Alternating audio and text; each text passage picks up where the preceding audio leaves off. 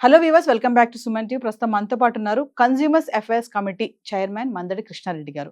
సార్తో మాట్లాడదాం. నమస్తే అండి. నమస్కారం అమ్మా. కృష్ణారెడ్డి గారు, బంగారం ధరలు చూసుకుంటే రోజు రోజుకి విపరీతంగా పెరిగిపోతున్నాయి. 1,00,000 వరకు కూడా వెళ్తుందని అంటున్నారు. కొంతవరకు చూసుకుంటే ట్రంప్ యొక్క రాక కూడా దీనికి కారణం ఉండొచ్చు అంటున్నారు. ఇంకేం కారణాలు ఉంటాయంటారు? ఈ బంగారం ధరలు ఇంకా ఇలానే పెరుగుతూ ఉంటాయంటారా? అంటే బంగారం ధరలు పెరగడానికి రకరకాల రీజన్స్ ఉన్నాయి. ఒక్క కారణం అని చెప్పడానికి వీల్లేదు. ముఖ్యంగా ఏంటంటే ఎప్పుడైతే డాలర్ రేట్ ఎక్కువగా పెరుగుతూ ఉంటుందో అంతర్జాతీయంగా డాలర్కే వాల్యూ ఎక్కువ ఉంటుంది కాబట్టి డాలర్ రేటు పెరుగుతున్న కొద్దీ దానికి తగినటువంటి నిల్వల్ని ఏ దేశమైనా పెట్టుకోవడానికి ప్రయత్నం చేస్తుంది. అంటే బంగారంతోటే ఒక దేశం కరెన్సీ వాల్యూ అనేది ఉంటుంది. అవును. సో ప్రతి కంట్రీ ఏం చేస్తుంది, కొంత బంగారాన్ని రిజర్వ్ బ్యాంక్ ఆఫ్ ఇండియా, అంటే మన రిజర్వ్ బ్యాంక్ ఆఫ్ ఇండియా ఉన్నట్టుగా వాళ్ళకు ప్రతి దేశంలో కూడా ఒక రిజర్వ్ బ్యాంక్ లాంటి ఒక సంస్థలు ఉంటాయి. ఆ సంస్థల్లో కొనిపెడుతుంది. సో ఎక్కువగా పోటీపడి ఎక్కువ బంగారాన్ని కొనడం వల్ల డిమాండ్ అండ్ సప్లై వల్ల కూడా రేటు పెరగడం అనేది జరుగుతుంది. ట్రంప్ వచ్చినాక స్పెషల్గా చేసింది ఏంటంటే డాలర్ రేటు బాగా పెరిగేటట్టు చేశాడు. అంటే ఇతర దేశాలని కట్ చేయడం, ఇతర దేశాలకు ఇచ్చే రాయితీలన్నీ తగ్గించేసేయడం, దేశాలు తన మీద ఆధారపడే పరిస్థితి తీసుకురావడానికి ప్రయత్నం చేయడం, అమెరికాని సంపన్నంగా నిలబెట్టాలనే కోరిక బలంగా ఉంటాం.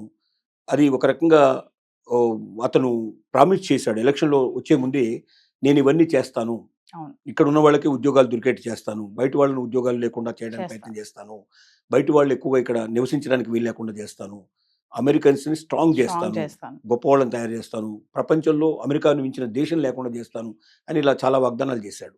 ఆ వాగ్దానాలకు అనుగుణంగా రోజు రోజుకి చర్యలు ఎక్కువ తీసుకోవడం వల్ల బలవంతంగా సంఖ్యలు వేసి ఇతర దేశాల్లో ఉండే వాళ్ళని తీసుకొచ్చి ఇక్కడ వదిలిపెట్టేసిపోతున్నారు. మన ఇండియాకు కూడా ఇప్పుడు 3-4 ఫ్లైట్లు వచ్చేసాయి ఆల్రెడీ.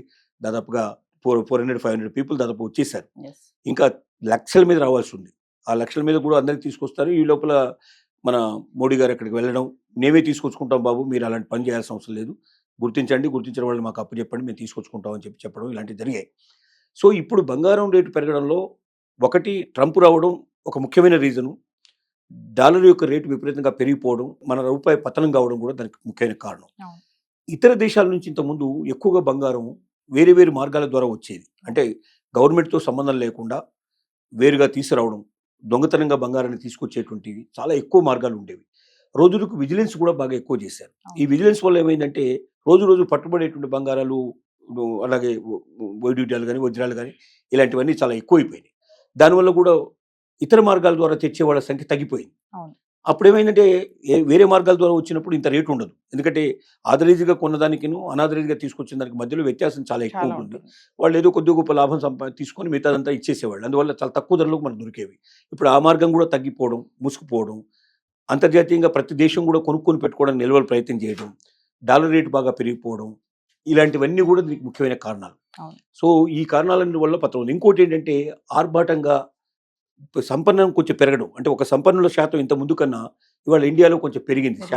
ప్రతి సంవత్సరం కొంచెం పెరుగుకుంటూ పోతుంది.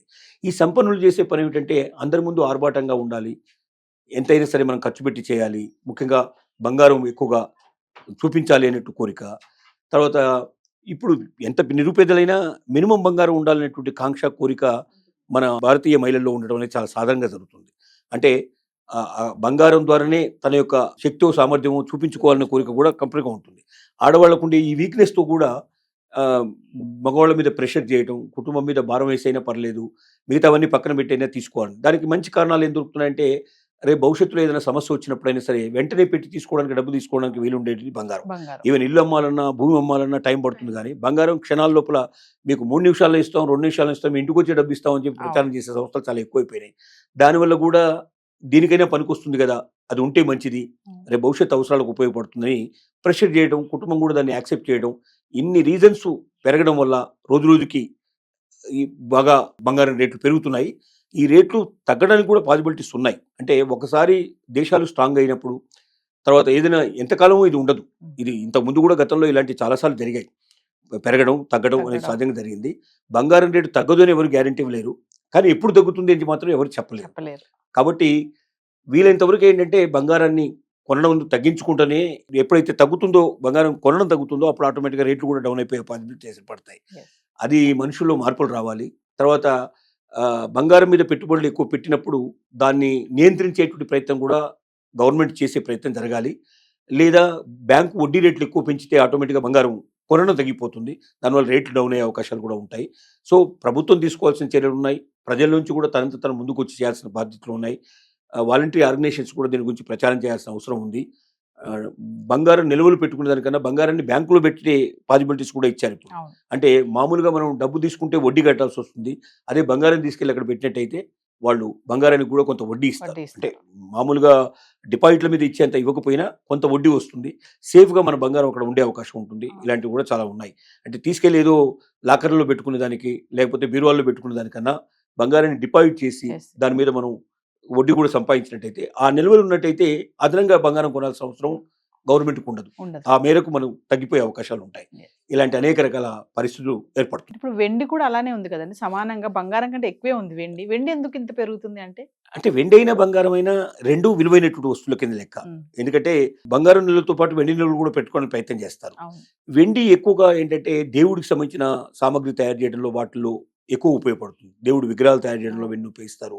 దేవుడు ఆభరణాలు తయారు చేయడంలో వినియోగిస్తారు. కొంతమంది దేవుడి గుడి మొత్తానికి కంప్లీట్గా చేసే ప్రయత్నం చేస్తారు. ఇప్పుడు ఇళ్లలో కూడా ఏమైందంటే పీటల దగ్గర నుంచి మొదలు పెడితే ప్రతి ఒక్కటి వెండి పీటలు, వెండి కంచాలు, వెండికి సంబంధించిన సామాగ్రి ఇవ్వడం, ఇదంతా కూడా ఒక స్టేటస్ సింబల్గా భావించే పరిస్థితి ఏర్పడుతుంది. దానివల్ల కూడా వెండి బంగారం రెండు ఎప్పుడు పోటీ కూడా ఉంటాయి.